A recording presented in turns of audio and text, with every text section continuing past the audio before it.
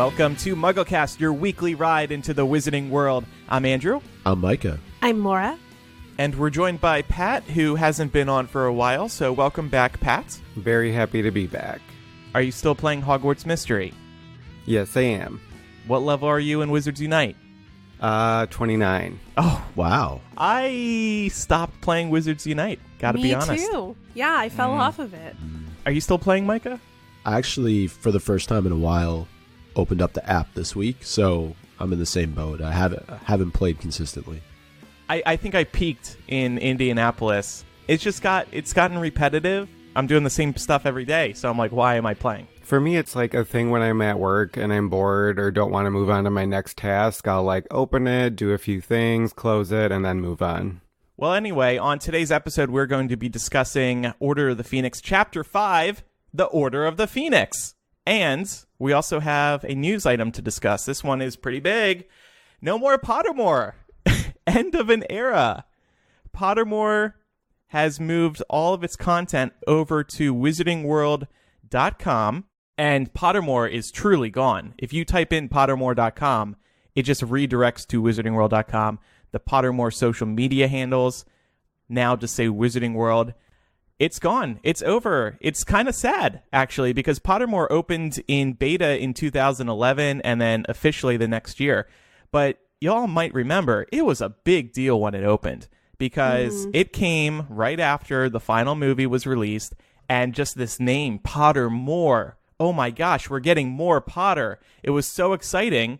And they were rolling out a few chapters at a time, and J.K. Rowling was dropping new Harry Potter information on Pottermore, and that was back in the day when people actually really wanted more Harry Potter information, so it was very exciting. How are you guys feeling about this? Well, one thing you just made me remember was the name itself. Wasn't that a big deal? They released letters on different websites. They did. They used MuggleNet, the Leaky Cauldron, and you had to put the letters together and figure out what it meant. Yeah, I remember I got in to be a beta tester. I remember I was in my last year of college and I got an email like while I was in class, but I couldn't like access it while I was in the classroom. So I was like sprinted back to my apartment to start my beta round of it. You left class to log into the Pottermore beta? No, I waited till class was over, but granted I did skip my next class, but You skipped class to log into Pottermore. yeah, I was really excited. Beautiful. That's a true fan right there. It is kind of sad because it was such a big deal back in 2011 when we were all kind of hungry for something more. But I'll be honest, I did go and download the new Wizarding World app once you told me I needed to do it for the show because I needed to be resorted. But I actually like the concept of sorting now. I like the AI and the fact that you can put the hat on, and they did a good job with that. I'm not really sure what the rest of the app does. It seems like it's still in beta, to be honest with you. There's just not a whole lot there. Yeah. And outside of that, I mean, I tried to take a few more of the tests again, but I don't know if you're allowed to yet. I clicked on the Patronus to see if I could redo that, and nothing happened. So I'm not really sure outside of sorting you what this app does right now.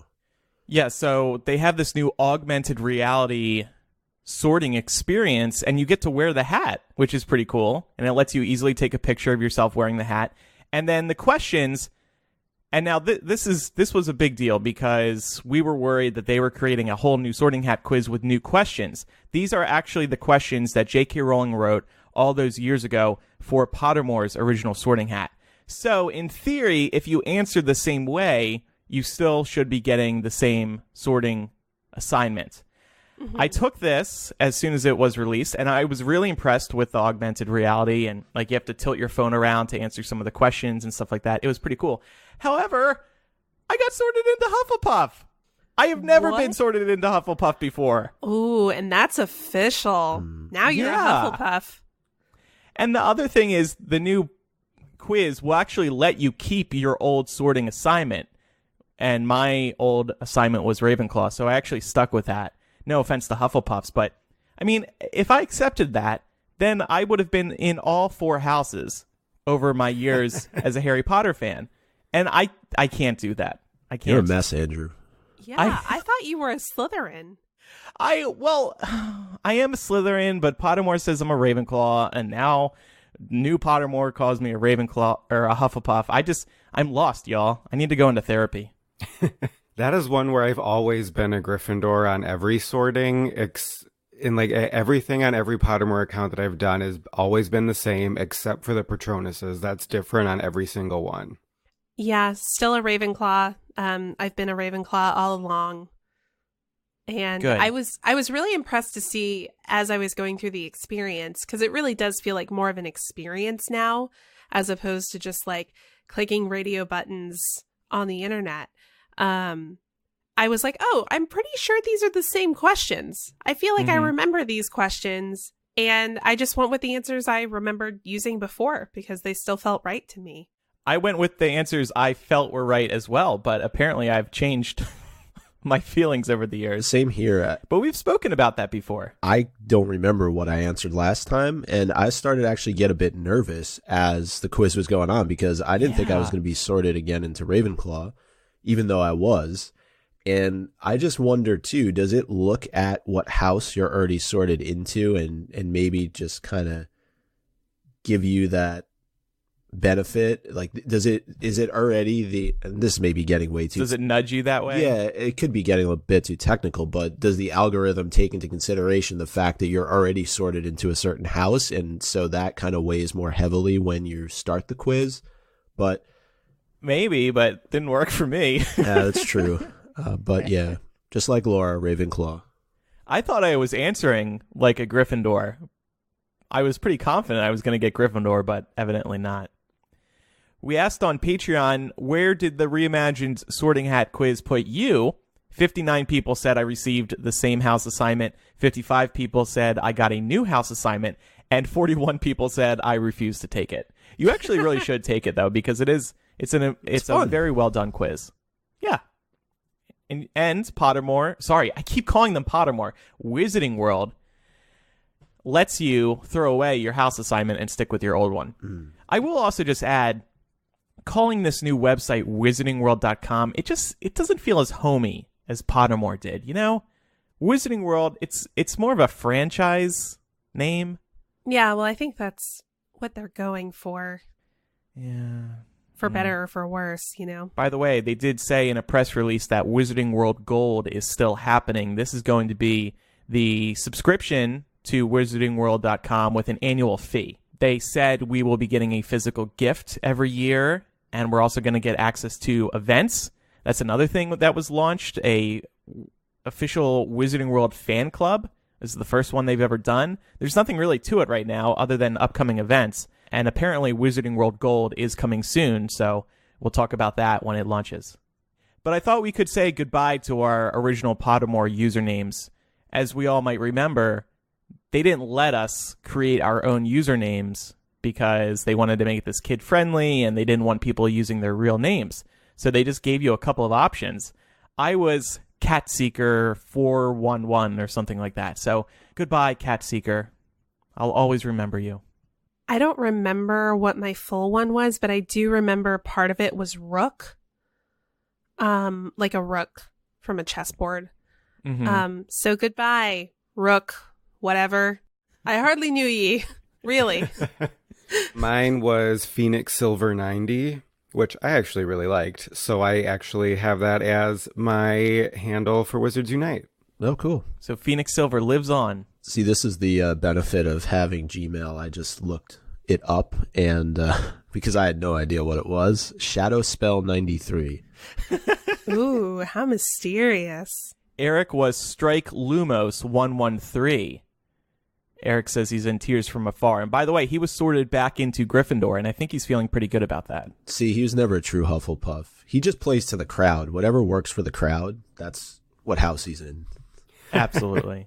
Absolutely. Well, speaking of crowds, Comic-Con is happening this weekend in New York City, and MuggleNet has a couple of events that are going on. I actually attended one last night. Eric was the MC of a segment called Into the Pensive, and it was a look back at MuggleNet over the last 20 years. It's hard to believe MuggleNet is 20 years old. But they had a really good crowd out there, and a bunch of different fun segments that took place throughout the course of the evening. And they actually had Dan Fogler, who plays Jacob in the Fantastic Beasts series, judge an Erumpent mating contest. I'm sorry, what? Yeah, what exactly happened there? They got 7 people from the audience, and they were pulled up on stage, and they played the scene from the first Fantastic Beasts movie when Newt does his little mating dance to get the Erumpent into his briefcase. And basically, throughout that course of the dancing, Dan was eliminating people, and eventually the crowd picked a winner. So that's fun. It was interesting. Well, yeah. What was cool about it at first, though, was that somehow Dan sneaked into the panel without really anybody noticing. He was sitting right in the front row, and he just kind of jumps up when Eric's talking about, we need somebody from the Fantastic Beasts series who can really judge this appropriately. And he ends up just that's clever, screaming, I can do it. So it was definitely a cool event that they put on. Want to also just give everybody a quick update on our tote bags. All of our tote bags, including the 200 internationals, have gone out. We were really proud of this project, and everybody seems to be really happy with the bags, those who are receiving them. So thank you to everybody who has supported us this year at patreon.com/MuggleCast. Your support goes towards running this show, and we really appreciate it, and we try to give back to you as well. So we send out a physical gift every year. This year, we actually sent out 2 things, the tote bag and the signed album art, since we had new album art to celebrate. And we have Laura. And Laura. Laura signed it. That's what I mean. It makes it more valuable. Oh. No, actually, you put me in the mail, and you're just sending me around the country. Yeah, how's that trip? It's going pretty well. You're like a politician, always on the move. That's right. The tote bags, though, are really cool. I got one finally yesterday when Eric showed up here in New York, and I was really impressed with how nice they are. Time now for a word from this week's sponsor. They're a new sponsor, Quip. They are sleek, simple, very effective, and very affordable electric toothbrushes that'll give you a clean, healthy mouth so you can smile as proudly as Gilderoy Lockhart on the cover of Witch Weekly. It's good that Pat is on this week because I'm going to use him as an example for all of you who may be wondering, why do I need an electric toothbrush? Until earlier this year, Pat hadn't been to the dentist for close to 10 years. Or what was it? 10 years? 6 years. 6 years? It felt like 10 years when I looked at that mouth. Anyway, come on. He knew I had an electric toothbrush, and I told him he should do the same, but he said, oh no, I don't need that. I can do just as good of a job with a manual one. But you actually can't. When Pat did finally go to a dentist earlier this year, he found that out, and his dentist said everyone needs to have an electric toothbrush. They just work better. The fast vibrations are critical to getting a good cleaning. So that's why you should check out Quip. They are one of the first electric toothbrushes accepted by the American Dental Association. They're backed by over 25,000 dental professionals, and they have thousands of verified 5-star reviews. So what do you get? You get sensitive vibrations with a built-in timer, and it'll help you guide through gentle brushing for the dentist recommended 2 minutes with 30-second pulses, ensuring an even clean. And gentle but fast brushing is important. The dentist Pat and I use actually told us not to use those deep, clean brush heads for electric toothbrushes because they're too hard on your teeth. I actually didn't know that until I went to the dentist recently, so I was glad he told me. They also deliver you brush heads every 3 months, so your brush head never gets too worn down. And Laura, you actually use a Quip toothbrush too, right? Yeah, it just so happens that I was gifted one of these a few months ago, and I saw you guys were talking about it today, so I was like, oh, this is perfect. I had used an electric toothbrush in the past, like one of the big name brand ones, and I always remember feeling like it was just too hard on my gums because the vibrations were so intense. But this is really gentle but effective. Like my mouth always feels really, really clean afterwards. Good habits matter to live a healthier life. We can't make our wands clean our teeth, unfortunately, so let Quip do the job. You need an electric toothbrush. Get one that's affordable, smart, and includes the right features for a healthy smile. Quip starts at just $25, and you'll get your first refill free at getquip.com/muggle. This is a simple way to support our show and start brushing better, but you have to get to getquip.com/muggle to get your first refill free. Go right now to getquip.com/muggle. Another thing that impresses me about these is how affordable they are. When Yeah, you look they at the are. cost of other electric toothbrushes, they can be an initial like $70 to $100 investment depending on which one you're buying, and the replacement heads are expensive too. So it's time now for chapter by chapter, Order of the Phoenix, Chapter 5, Order of the Phoenix. We'll kick it off with our 7-word summary, and Pat, you will start. Okay, well, let's just go with Harry. Asks. Sirius. About Voldemort. Voldemort. Just Voldemort. Voldemort's. Thank you. Cheater. Return. Loudly. Okay, sure. I thought you would end it on like today. Yeah, I thought about that. Voldemort's return today. I did. I wanted to change it to Voldemort's evil, and then you could have said plan or something like that. Return plan could have worked too. Voldemort's return plan, yeah. So last we left Harry, he was dealing with Sirius's mother screaming at the top of her lungs. But the chapter opens up and Harry learns from Sirius that, in fact, they are in his old home, and that as the last living Black, he's the rightful owner of number 12 Grimmauld Place, and he's given his home as headquarters for the Order of the Phoenix.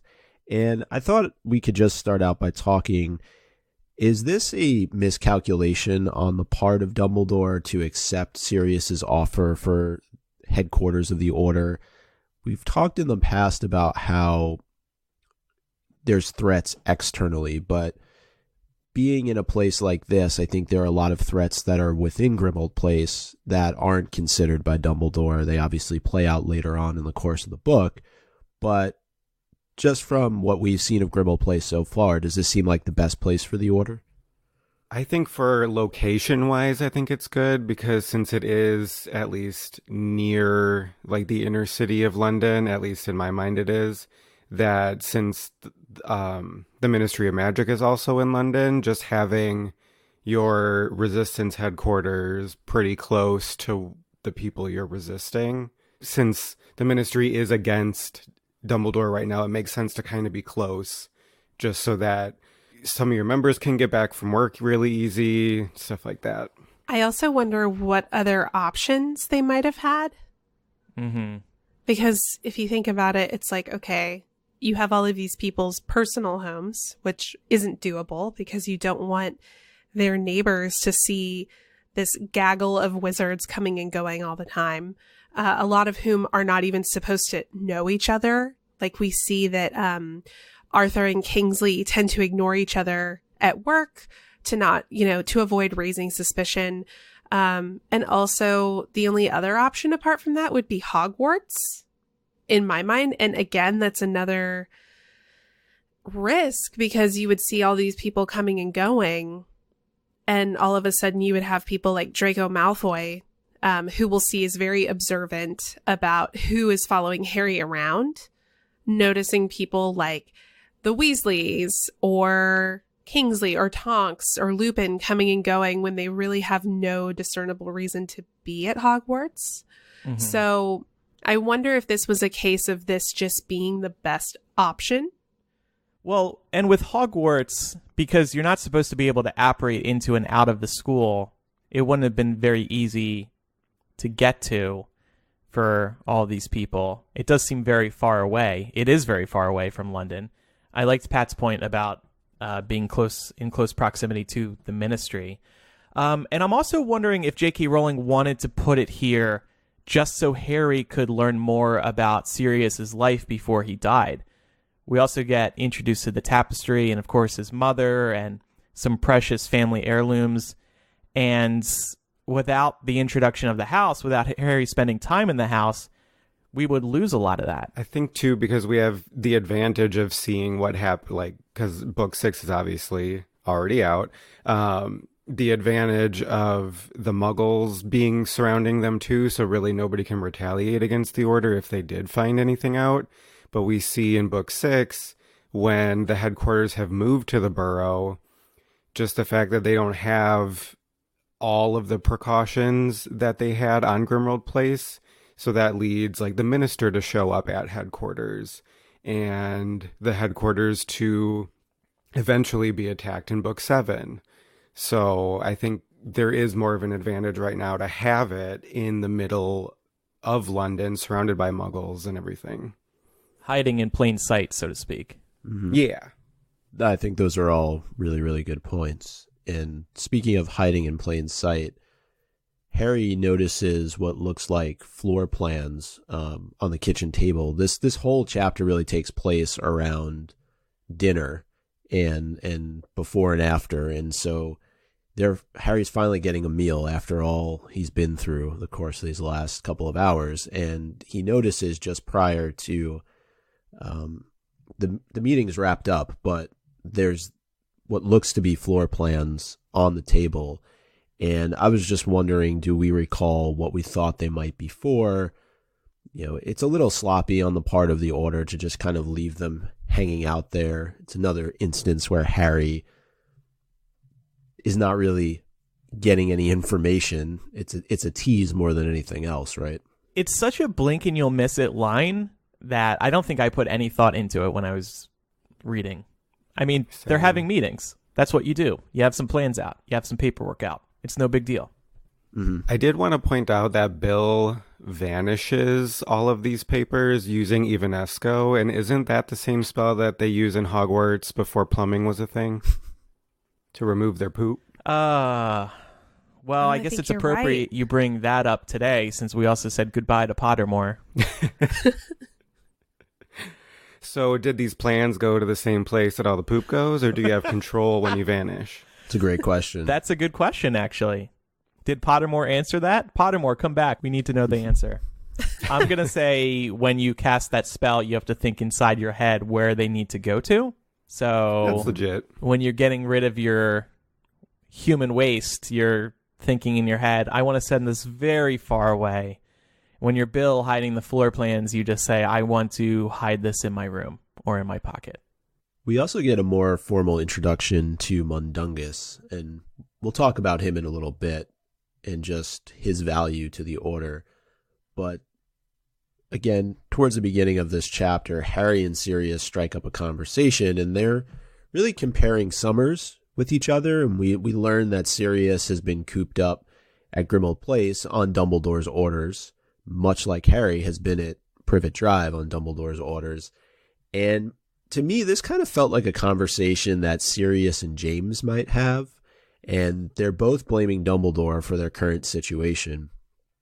The quote from the book is that there was something about the slightly flattened tone of voice in which Sirius uttered Dumbledore's name that told Harry that Sirius was not very happy with the headmaster either. Harry felt a sudden upsurge of affection for his godfather. From an adult vantage point, I found myself being really annoyed with Sirius here because he's literally trying to one-up Harry on how miserable both their summers were. It was like they were in the middle of the Misery Olympics, like who's had a worse summer. And I was like, you are an adult. Yeah. You are a grown-ass person comparing your misery with the misery of a 15-year-old who just so happens to be the chosen one and whose parents were murdered by Voldemort. Like, calm down. Well, is that reflective of Sirius's character in general? Is he just generally an immature person? I would say so. Yeah. I also thought, and really I think of both Harry and Sirius when I think of this, but I think that they're both prime examples of what happens if you let something that's called the ladder of inference go unchecked. Is this a theory that y'all are familiar with? No. So it's actually really interesting. So the ladder of inference describes the thinking process that we go through, usually without realizing it, to get from a fact to a decision or action. And the stages of the ladder can be seen as rungs Right. And we actually have a link to this that we can maybe put in the show notes if people find it interesting. But oftentimes what happens is we have our small pool of data and facts that represents reality, but we don't have all the context or all the information. So we end up climbing our ladder, if you will, and making decisions and taking action based on a really limited pool of data. And that can oftentimes get us into trouble, as we see often happens to Harry and ultimately what happens to Sirius in this book. So it's just like a mental health point of view thing, especially since we've previously gotten feedback from the listeners about how one of the major themes that's playing here is Harry's mental health and how it's impacted by being shut off from the wizarding world, by being stuck with the Dursleys, who are emotionally and sometimes physically abusive towards him. Yeah. Yeah, it's a really interesting point. And I don't think Sirius really has had the opportunity to grow up. He hasn't had the opportunity to mature because he was locked up in Azkaban for 13 years. And now he's just had the opportunity to get out, but he's very much been a prisoner despite the fact that he's not in jail. If we think about everything that he's been through since a prisoner of Azkaban. Yeah, he spent a year just living with Buckbeak. Like, you can't talk to Buck. Oh, I mean, you can, but it's not going to talk back. And he's thrown very much into a torturous situation. He's in his old home, which we can tell is not a fun place for him to be. He talked even with Harry in Prisoner of Azkaban about how, or maybe it's later on in this book, I'm confusing it, but how he would always go to the Potters, and that was kind of his refuge. And not only that, he's forced to come face to face with the person he probably detests the most outside of his mother, and that's Snape. And Snape coming in and out of his home and basically throwing it in his face every time they're sitting down and having a conversation that Sirius really is unable to do much outside of provide this safe house for them. I can see why Sirius is very frustrated, because he wants to be in Snape's position. He wants to be going out. But Dumbledore is insisting that he doesn't do that. This conversation is making me think that I don't think I would like Sirius.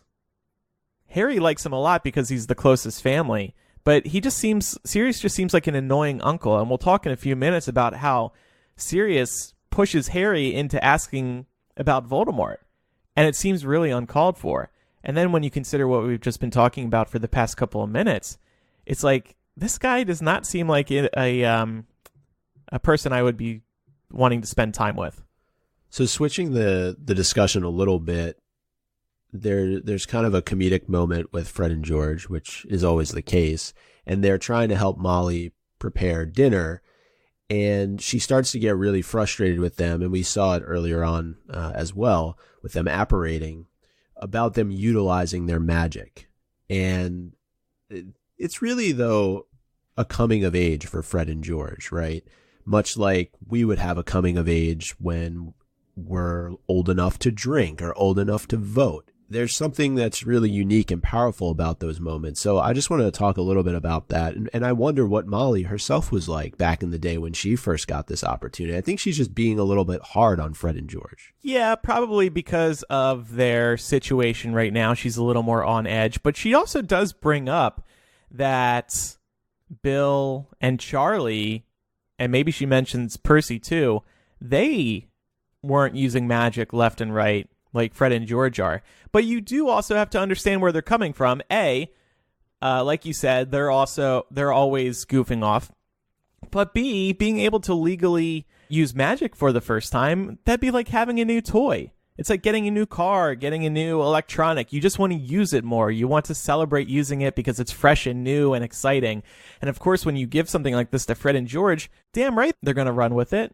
So I don't blame them at all. I think Molly's response is more because they are in Sirius's home and everybody's on edge right now with everything that's going on. She's just stressed out. Well, she's also kind of always been frustrated with the twins, and I think she has a bad habit of comparing them to her other children. You know, we kind of see this in later chapters where Ron gets the prefect badge and Molly's like, oh, that's everyone in the family. And Fred and George are like, what? We didn't do that. And she often gets frustrated with them, even in the earlier books, for their antics. So I think she just has a hard time connecting with them on that front.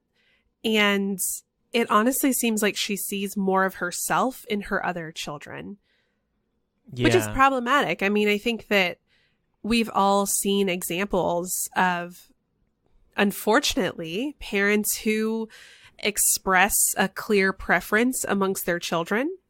Mm-hmm. And it sucks and it's not right, but it is a reality that happens sometimes. And even though Molly Weasley is an overwhelmingly good character, she still has flaws. And I think this is one of them.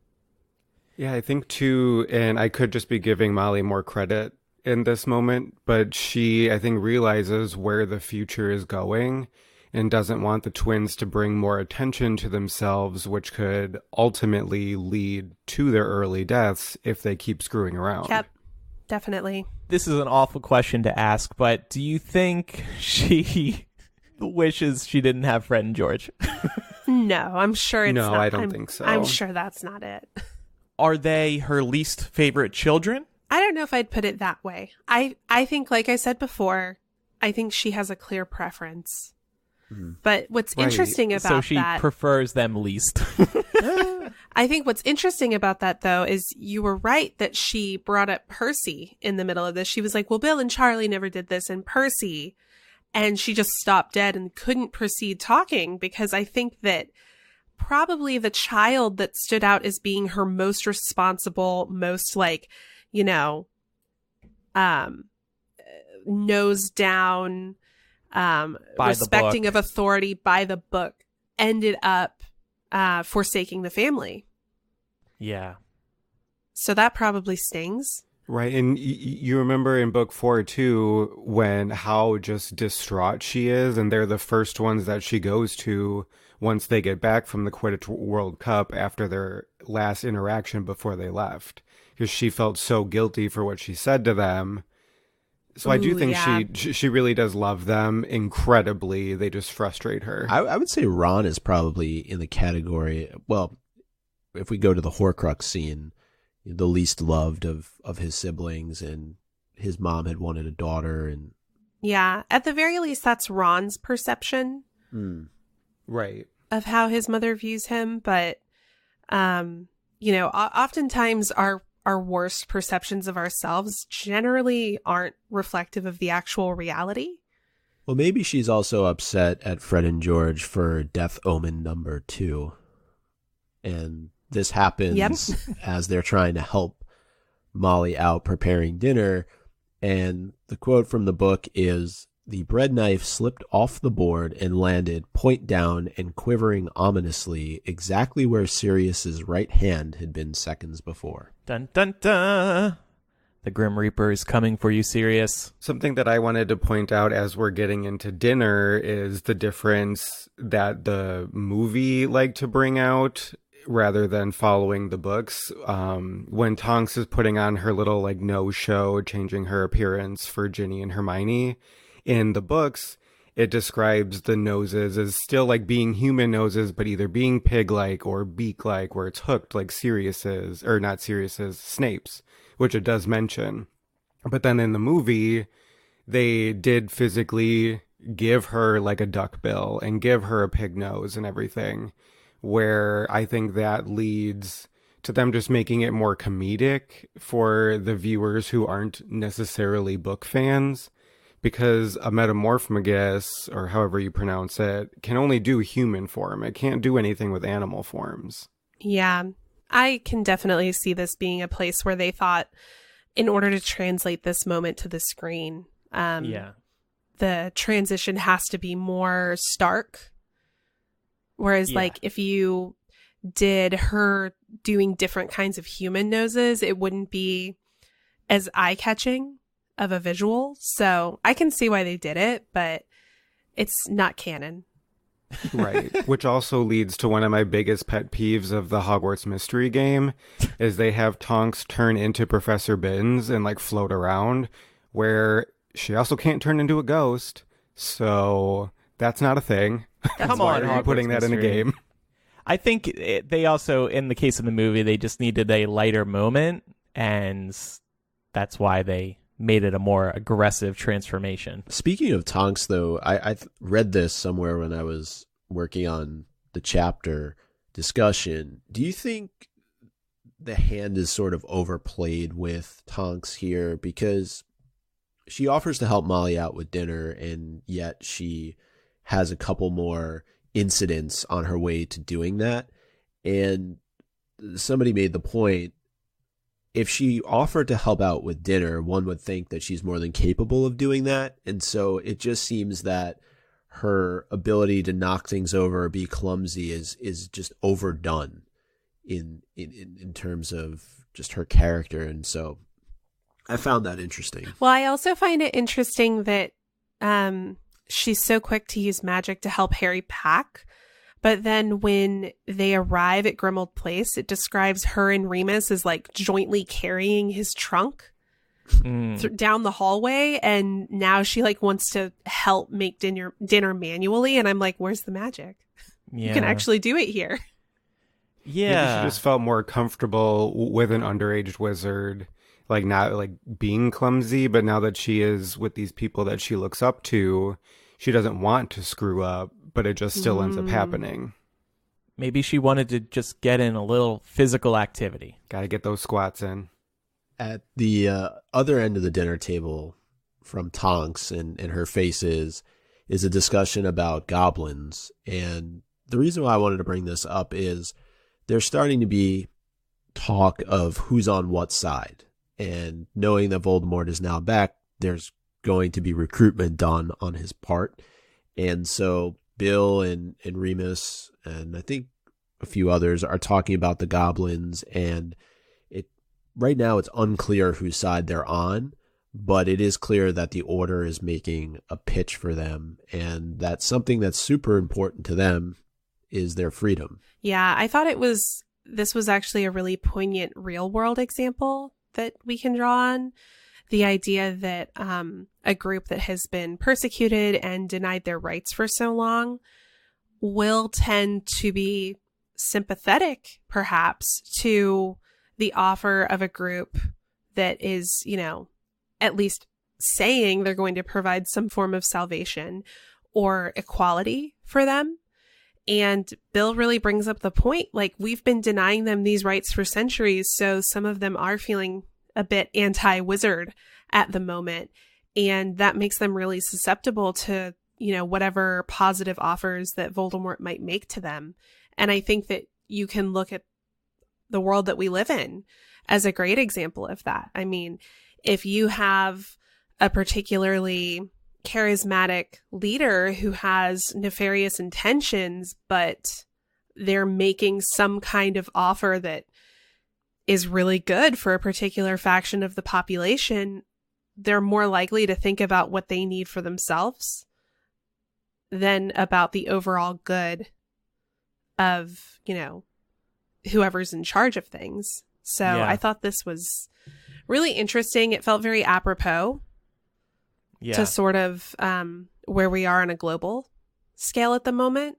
It's also just a bummer that the goblins feel like their best bet might be Voldemort. Like, no, we can't depend on the good guys anymore, so we have to go to Team Voldemort. But in preparation for today's discussion, I was also just reading about goblins in the Harry Potter series, and I was reminded that there were rumors that Fudge actually wanted to take wizarding currency and Gringotts away from the goblins, and that could not have helped at all either.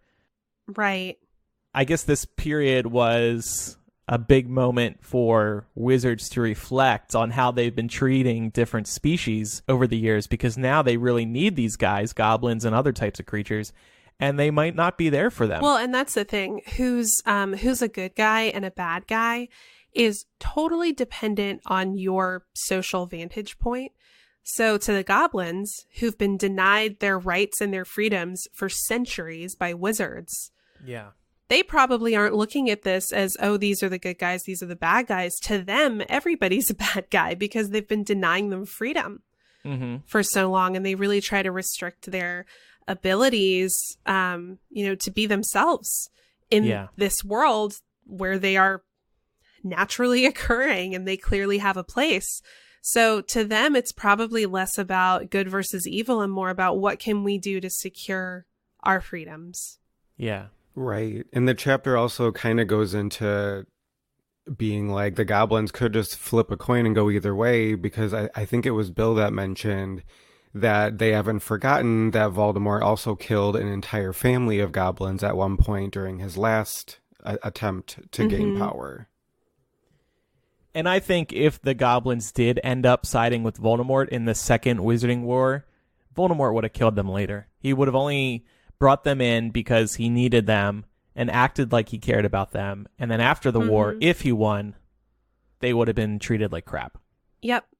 It really is a lose-lose for them because they have these two options. One option is to go with the guy who might be promising them, big ideas of freedom and salvation and all these other things, but who will ultimately probably slaughter them at one point.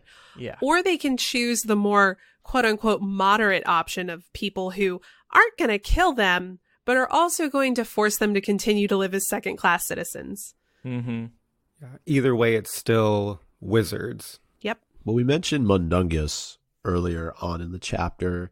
We get the sense that Molly really doesn't approve of him. And honestly, I wanted to ask the question, do we? It's stated that he knows all of the crooks because he is one. Dumbledore saved his ass one time, so he owes him. And I'm curious, does Dumbledore just pick order members like he does Hogwarts professors? This is a really embarrassing chapter for Mundungus because it's noted that he was sleeping through the most recent meeting. This guy is useless. And then a couple of pages later, he's openly considering stealing some of Sirius's possessions. You know, every team has a couple of people who suck, but you keep them around because they know how to code things, or they write really good show notes for MuggleCast, or even if they generally suck, sometimes there's that one thing that you need them for, so you can't get rid of them. But it's almost like Micah writes the MuggleCast show notes in case anyone was I wondering. think people may have figured that out.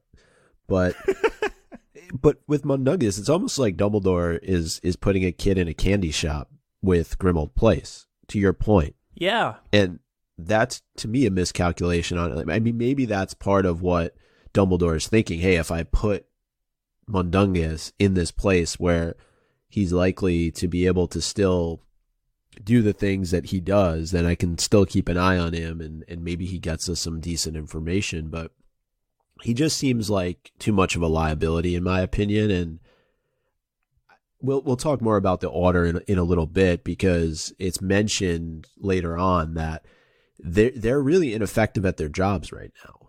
They really can't spread the word that Voldemort has returned, and they can't do too much. And I just think having somebody like this is more of a liability than it is a benefit at this point. Yeah, I think if there were more people in the Order right now, Mundungus would have less responsibility. Like, if there were 10 more people in it, he would have never been assigned to trail Harry. But they're kind of scraping the bottom of the barrel until they get more members, which I think is why he has more responsibility at this moment in time. So now it's time for the battle for Harry. And in one corner we have Sirius Black. In the other corner we have Molly Weasley. And this all kinds of starts when Sirius encourages Harry to ask about Voldemort. And I just think Sirius at this point wants to stir shit up. Like, he wants to get things going at this, and part of it, I think, is his immaturity. Part of it is, I think, what we were talking about earlier, with him just being reckless at this stage. And I almost think he's looking for Harry to act out on his behalf, given his state of mind and being locked up in Grimmauld Place all summer. He just wants to throw everything out there and he doesn't really care. And I wanted to get your thoughts on that. Yeah, I think he's really bored inside his home and he's looking for a fight. He wants to prod other people to bring them down to his level. I've just found this very uncalled for and very out of left field. And it's another reason I don't like Sirius. I also think that he's living vicariously through Harry. We can see earlier on in the chapter that the two of them are really connecting on this idea of feeling isolated. So this is Sirius's way of being like, look, see, I'm not the only one. And Harry has more reason than any of the rest of us to want to know what's going on. So he has a right to know. So, I think there is some good intention here in that he's Harry's godfather and he knows that Harry is feeling so cut off from this world and he's trying to make sure that Harry feels connected to it. But at the same time, I think he's also trying to make a point about his own situation. And as we can see, this all just kind of blows up. Right. And I also think it's a shot at Dumbledore, just given his frustration level with him right now. And Dumbledore makes it clear that Harry doesn't need to know more than he needs to know. And given that Dumbledore isn't there, it's really up to these adults to figure out how much Harry really needs to know in this situation.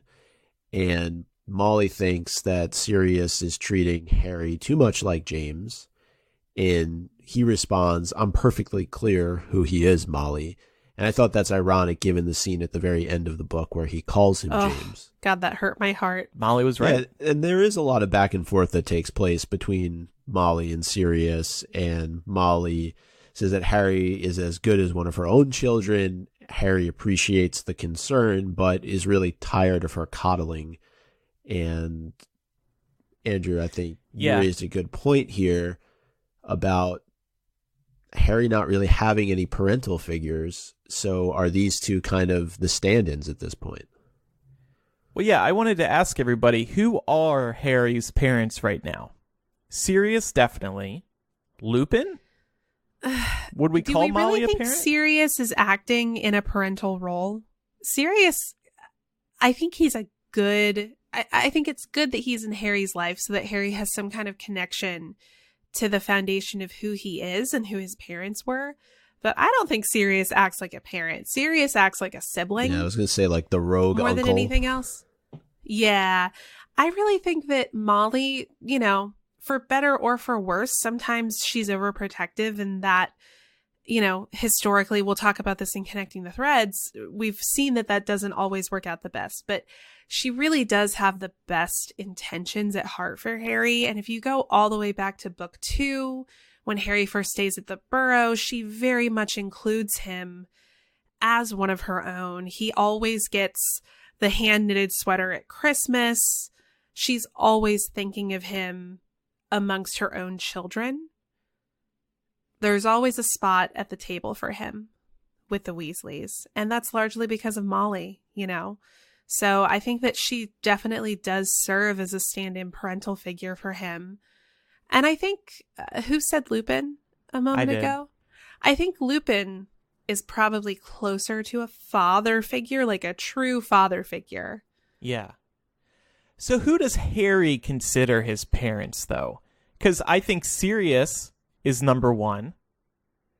And I don't think he really sees Molly as a parent.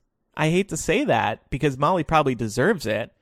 But I think the person who would come in second after Sirius is Lupin. They always have these really good conversations, these really nice heart-to-hearts. And Harry respects Molly, but I think he respects Lupin and Sirius most. He would follow them off a bridge. I don't think he would do the same for Molly. Right. And I think a lot of that is a lot of confirmation bias on Harry's part, right? Like these two people were the Marauders. They made the Marauders map. They were friends with his parents. They knew his parents. So I think there's a deal of personal bias that goes into that. So I'd agree with you, Andrew. I think that I think it's usually for worse. Harry does view Sirius as more of a parental figure than he probably is. Sirius in this case kind of reminds me of the parent that tries to be too cool. You know, like I feel like we all had at least one friend who had that parent who was like the cool mom and like always into what the kids were into and never really disciplined anybody, never set any structure or any boundaries or anything. So their kids kind of ran wild as a result. Sirius reminds me a lot of that. I don't think it's entirely his fault because, as we've mentioned earlier, he graduated Hogwarts. I think maybe a couple of years went by because Lily and James had Harry pretty young. And then they died, and then he was sent off to Azkaban for 12 years. So he lost out on a lot of the time in which he would have matured. And I would argue that had Lily and James not been murdered, Sirius probably would have been a better stand-in father figure to Harry than he is now. Yeah. I think, too, that at this point in the book, I don't think Harry sees Molly as a parent, but within the next chapter or two, when he walks in on her with the boggart, I think that's when he does realize, like, okay, this is a mother to me. Like, Molly is a mother. She does care about me that much. I think he has that visual confirmation at that point, and then I think his viewpoint changes a little, just within a chapter or two. That's a great point.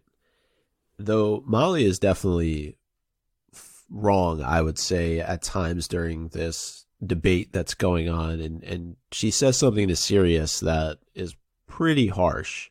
And she talks about how it's been rather difficult for you to look after Harry while you've been locked up in Azkaban, hasn't it? And she knows Sirius was framed. And this is really, I thought, a really kind of surprising moment for Molly, right? I don't know that we've seen her kind of act out in this way. And this is a struggle in my mind of who cares about Harry the most, right? Instead of just saying we both care about Harry, which Lupin kind of brings it all full circle later on.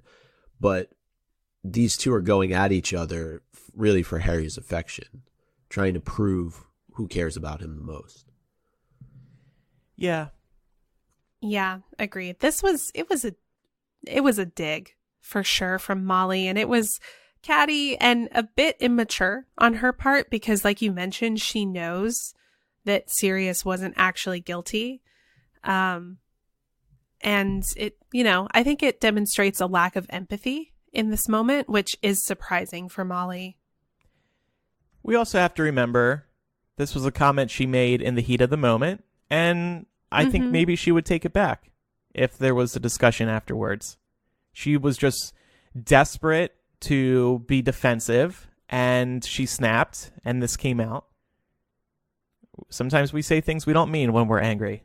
Yeah. And I just think for her, it's, as you said, it's heat of the moment, and she really doesn't want Harry to listen to anything that he's about to hear. And if she can do everything in her power to make that happen, she's going to do it. And if that means saying what she says, then she has no problem saying it here. Yeah. We touched... Everything's about to be laid bare. Right. So she's taking one last stab before she loses all control. Exactly. I feel bad for her. Now, we talked a little bit about Harry allying with Sirius in this moment. And I think a lot of it has to do with Harry and Sirius really growing up the same way without parental figures. And they sort of have there's just no regard for any sort of rules taking place here. And it's almost, this goes to Sirius and his parenting ability. The fact that, they're almost like buddies here. It is almost like Sirius and James versus Molly. And it's just, Sirius should be looking out for Harry a little bit more than he is. Though I do think there is something to be said for giving him information, because he's had nothing provided to him since he left Hogwarts last summer. Yeah, exactly. And we've all been on team give Harry information.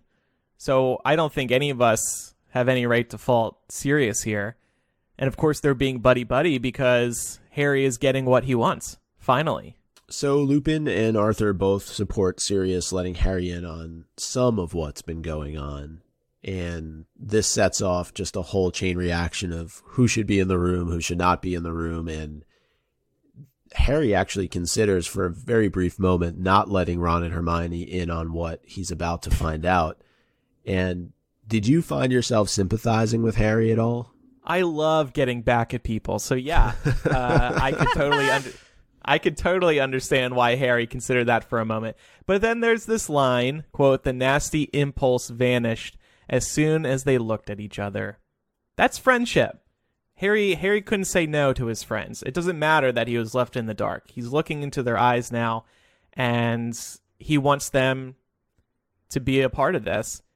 And like he brings up, he would tell Ron and Hermione anyway, even if they weren't in the room. So Molly could not win here. I thought it was interesting because it seems like Harry did a better job at exercising self-control in this moment than Molly did, right? Like, he had this really nasty impulse, but he did exercise self-control before he let the words slip out of his mouth, which makes me wonder, like, you know, who gets maturity points in this conversation. Right. Molly also had more reason, I think, to feel enraged, though, because she felt very strongly about none of these children having access to this information. Mm-hmm. So I don't think Harry's back was up against the wall as much as Molly's was. So, well, poor Ginny, because she's the lone person that gets... I mean, at that point, why not just let her stay in the room? She would probably find out, too. Harry would tell her, or Ron would tell her. Mm-hmm. If she begged one of her siblings enough, they would probably tell her. So we end up getting the Voldemort report. The Voldeport, it's called. The Voldeport. We still get mentions that a lot of members still shudder at the sound of his name, and you'd think that a group of people that want to take him down would stop being afraid of his name by now. Mm. Yeah, so it's a great point. I thought the same thing when I was reading. Like, why are these people, these adults even, still shuddering at the mention of his name? It's almost a running joke at this point for J.K. Rowling. That's just what happens in the Wizarding world. You hear Voldemort and you go, "Ah!" Even Ron still does up through book 7. Like, and granted, he does figure out that there's the trace on the name, but even up until then, he's like, "Will you just please stop saying it? Like, we can all agree that I hate it. Please just don't say it." It's like a curse word in the real world. Like, has there ever been a name that if we said out loud, somebody would shudder over? No.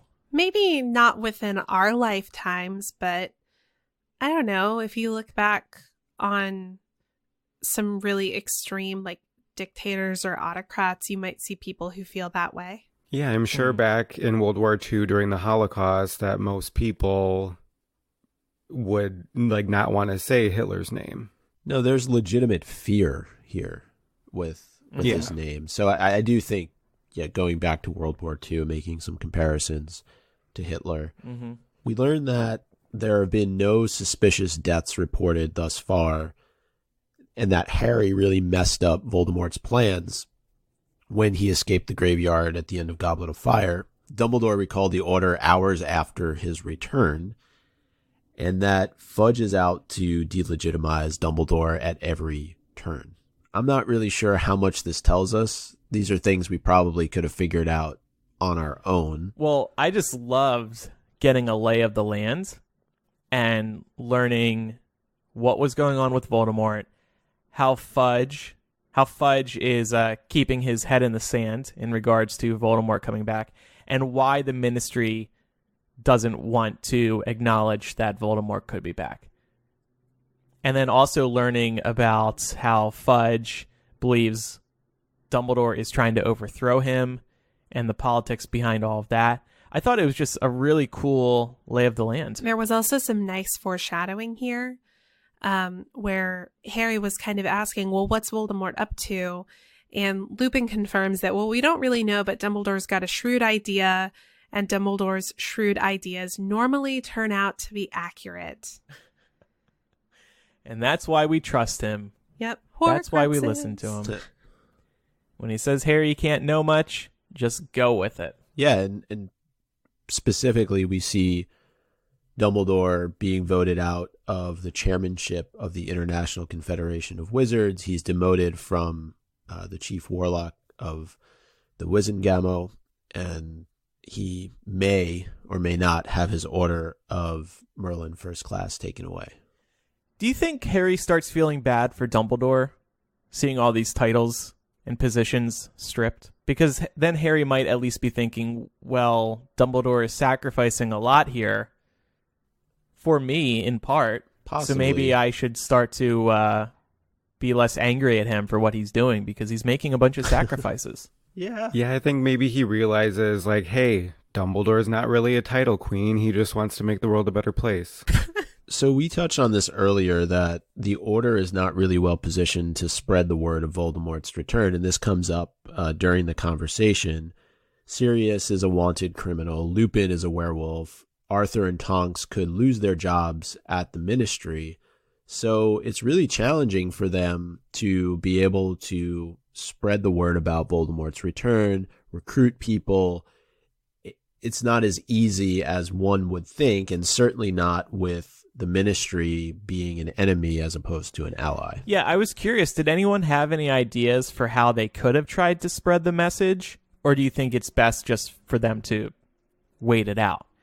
Like, you couldn't really have the trio do it, because who would believe the kids? And then, of course, the Ministry and the Prophet would start putting together this smear campaign like they have with Harry, but it would probably reach a whole other level if they were going out on the streets and being like, Voldemort's back, everybody panic. Is there anybody who could have spread the word successfully?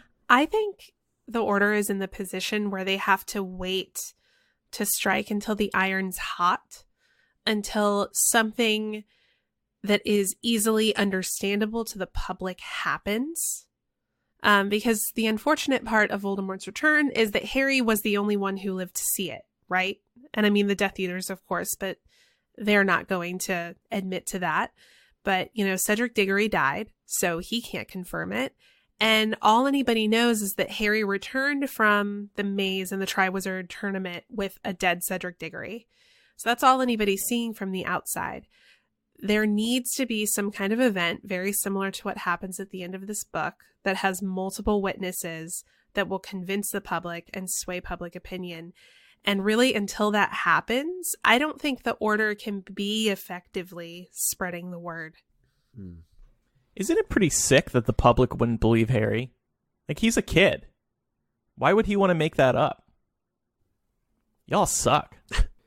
But that's the problem of what all happened in book 4 with Rita. Like, she did give the public a reason not to believe Harry in a lot of instances. And then I think a lot of the public would think that Harry's just crying wolf at this point for more attention, because she did a pretty good job of making people believe that all he wants is attention. Yeah, but when you have a dead fellow student in your arms, if somebody sees that, they should start to believe you. Otherwise, put Harry on trial for murdering Cedric. True. Why not just give Harry some Veritaserum and have him spill his guts about what happened in the graveyard? He should have volunteered to do that, like people volunteered to take lie detector tests. All right. So the chapter wraps up with the mention of a weapon, something that Voldemort didn't have at his disposal last time. And it's very vague, and Molly cuts off the conversation there. But was this misleading to us as readers? Is the prophecy truly a weapon? How should they have described it in this moment, though? Like, what they're trying to avoid telling Harry something, so why not just call it a weapon? Right. And I do think that if you do think about it, it could be considered a weapon with that phrase of knowledge is power. Mm-hmm. The last time, back when Harry was a baby, Voldemort didn't have the full prophecy known to him. Mm-hmm. So the fact that he wants to know everything that was said is more knowledge for him to be able to defeat Harry next time. True. So that would change up everything. So I do think, in a way, thinking about it in that kind of context, then it is a weapon. Yeah, I agree with that. I also wonder how clued in they are on all of Dumbledore's interpretations, because Harry's a bit of a weapon, right? Like, Yeah. nobody really knows this at this point, but Harry is a weapon. So it could also be in reference to that. Maybe they just don't know that that's what it means. Interesting. And I wonder if it's something too, going off of what Laura said, do you think maybe some of the Order thinks that he's trying to come up with a spell that is stronger than the Killing Curse, maybe, or where it could be multiple at once or something like that? Yeah, it could just be that all they know is that Voldemort is after something in the Department of Mysteries. They may not know exactly what at this point. Right. The prophecy has to be one of the guesses, though. Do you think it's widely known that people, like the wizarding community, knows that there is a Hall of Prophecies, or do only the people that have a prophecy in there for them know about it? Since it is the Department of Mysteries. Well, if they're sworn to secrecy, I guess it wouldn't get out, but if you would think that type of information would spread because there's a lot of prophecies in there. Right. Yeah, there's a lot. Do you guys think they drew the right line? So Molly stops them right after we hear it's a weapon. Do you think this conversation with Harry was stopped at the right place? For us as readers, yes. Harry has shown a tendency to be really rash. And I think Molly knows that. And so from the perspective of keeping Harry from running out into the night to try and go after Voldemort, yes. Does it ever bug you guys when, like, how Harry is like, oh, more powerful than the Avada Kedavra curse? Like, why do they have to say some of the spells, like the actual incantation, and not just the name of the spell? Because, I mean, granted, Harry's not holding his wand, but if he was powerful enough, he could have just killed an Order member at that moment. Like, why not just say the Killing Curse? Yeah, it's like pointing a gun around a room without the safety on. Right. And they do that for everything. Like, being like, oh yeah, Harry just loves using Expelliarmus. Like, why not say he loves using the Disarm Charm or something like that? I don't know. I was thinking about that when I was reading this. They should have all squealed when he said Avada Kedavra. Like that. There's no outrage when he said it there. But I'm a believer that there needs to be intention behind it. If he's just saying it, it doesn't mean anything. Yeah. Right. Exactly.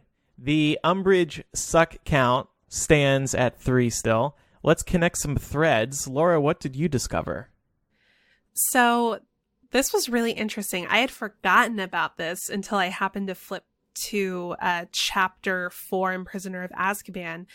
Arthur actually advocates for Harry's right to know about Sirius escaping from Azkaban, much to Molly's dismay.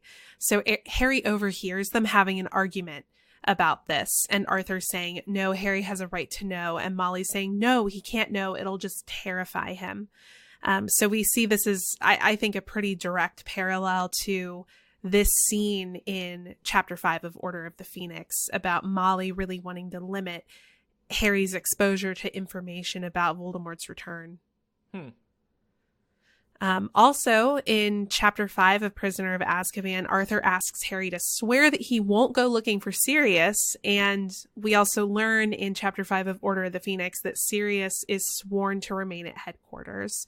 So in both cases, we see each of these characters being pressured to sort of remain within certain confines, which is interesting, especially considering that in Prisoner of Azkaban at this point, Sirius was on the run, and now he's shut in, almost like he's back in prison. Yeah. We also learn in Prisoner of Azkaban chapter 4, Arthur tells Molly that Fudge is interfering in daily prophet reporting about Sirius's escape from Azkaban. He doesn't want the prophet to be reporting how lost the ministry is at this point and how they're really nowhere close to catching Sirius. And he's doing the same thing here about Voldemort's return. And we learn more about that in chapter 5 of Order of the Phoenix. We also see in chapter 5 of Order of the Phoenix and in chapter 5 of Prisoner of Azkaban a really big parallel or a really big contrast in terms of Fudge's treatment of Harry and Dumbledore. So in this chapter, we learn about Fudge's true feelings about Dumbledore and his attempts to undermine him.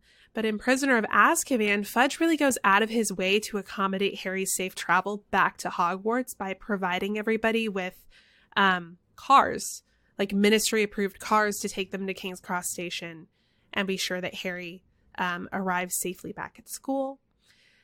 And then finally, in Chapter 5 of Prisoner of Azkaban and in Chapter 5 of Order of the Phoenix, I would argue that Lupin gives Harry age-appropriate educational details about Dementors and about Voldemort. So in both cases, Lupin is being very intentional about what kind of information he gives Harry about the dark arts. Good stuff. Nice research. Thank you. Thank you. Yeah. Time for MVP of the week. I'm going to give it to Dumbledore for still controlling the situation even when he's not there. Good job. He's powerful. I went with Remus for, sorry, Laura, being the voice of reason. It's okay. I'll give up my crown. I went with Arthur kind of for a similar reason, but I said for seeing sense and knowing that it's part of their job to ensure that Harry gets facts. He mentions early on in this conversation that it's important that if Harry's going to hear the information anywhere, that he gets it directly from the source and not through sort of like secondhand word of mouth, like maybe Fred and George overhearing snippets over the extendable ears. I went with the kitchen table because just in this chapter, it got stabbed by a knife and a cauldron left a big gouge in it. So it's still standing strong, and it's kind of the center of the entire chapter. Yeah, went through a lot. Like that. Poor kitchen table. Let's rename the chapter. Harry Potter and the Order of the Phoenix, Chapter 5. But Dumbledore said... Harry Potter and the Order of the Phoenix, Chapter 5, on a need-to-know basis. Harry Potter and the Order of the Phoenix, Chapter 5, Dumbledore's Detractors. Harry Potter and the Order of the Phoenix, Chapter 5. How about a game of 20 questions? If you have any feedback about today's discussion, or maybe a question or some feedback about Chapter 6, write in. Just go to MuggleCast.com and click the contact link at the top, or email MuggleCast@gmail.com. We also have our voicemail line, 1-920-3-MUGGLE. When you call it, just make sure to keep your message around a minute long and make sure you're in a quiet space. And we prefer you don't speak to us through car Bluetooth systems because the quality isn't that good. Or you could just use the voice memo app on your phone and email that file to MuggleCast@gmail.com. You know, in recent weeks, we have enjoyed playing voice memos because they're super high quality. It's like you're in the studio with us. Time now for Quizzitch. It will go on, even though Eric isn't here. Last week's question, what is the name of Bill Weasley's unwitting informant into the Goblin point of view? The answer is Ragnarok. I keep wanting to say Ragnarok, like Thor. Oh my god, I did the same thing. The correct answer is Thor Ragnarok. Available in iTunes now. Winners include Greg, who has been making his Twitter name the answer to the Quizzitch question, which was pretty funny. Also, Speech in the City, Issy, and Dancing in the Rain. This week's question. The Black family tapestry reads, the most noble and ancient house of Black. But what is written directly beneath that line? It's in French, but we will take the French or English translation, and I say that because I don't know how to pronounce the French version. So if I'm reading next week's answer, I'll read it in English. I got you, Andrew. Don't worry. Oh, you know it? Okay, great. I took 7 years of French, so hopefully. Did you really? I did, yeah. Why didn't this come up while we were talking about Crimes of Grindelwald for months, which was set in Paris? I don't know. Okay, great. Micah's so full of secrets. What other secrets are you hiding? What other languages do you know? Next week, could you speak in French the whole episode? I could try. I don't know how successful I would be. What if Eric came back and you just were speaking French 100% of the time? There you go. And we don't tell him what happened. Yeah, no, we could try that. Well, we are just about a week away, less than a week away, from LeakyCon Boston. Eric and I will be there October 11th through the 13th at the Seaport Hotel and World Trade Center. and got a bunch of things going on Friday, Saturday, and Sunday. On Friday, we will be doing a panel called Podcasting with Potter. It is a look back over the years of podcasting in the Harry Potter world. On Saturday, we're going to be doing a bit of a challenge with the folks over at Pottercast called Name That Character. And then on Sunday, we will be doing MuggleCast Live with Chris Rankin, who played Percy Weasley in the Potter films. All of these panels are going to be taking place on the main stage at LeakyCon. Check the schedule for times, just because all of that is always subject to change. But we'll put the times in the show notes as they stand right now. And then one other thing to mention, we will be doing a MuggleCast meetup for listeners who are at LeakyCon or just live in the Boston area. It'll be taking place on Saturday, October 12th at Hopster's Brewing Company, which is just a short walk from the hotel. From about 5 to 7 p.m., we know there's a lot going on Saturday evening that the con-goers are going to want to get to, including the ball. That's always a big thing for folks attending the con. So we're doing it right after the Name That Character session and just before the ball. So we're looking forward to meeting everybody in Boston that's going to be there. Just a couple of quick reminders. We've added more episodes to the MuggleCast RSS feed. It now goes down to episode 50. So if you're a newer listener and maybe you want to go back into our archive, or maybe you've been listening for a while and just want to relive the glory days, you can just scroll down within your feed and you should find all of our older episodes now. That's awesome. I'm pretty sure I started listening to you guys at episode 50, like somewhere really? around there. Yeah, that's funny. And then just a few weeks later was the infamous Laura's Pants episode, and you were like, wow, I'm addicted to this show. Always for Laura's Pants. When Laura stayed with us, I don't think she left any pants here. Did she, Pat? No, I didn't. And it's unfortunate because that's my calling card. I just leave my pants at your house when I stay there. And then people want to talk to you later. That's not your trademark anymore. And also, don't forget to follow us on social media. Username MuggleCast on Twitter, Instagram, and Facebook. You'll get behind-the-scenes looks at the show. You'll get show previews. You'll get clips from the show.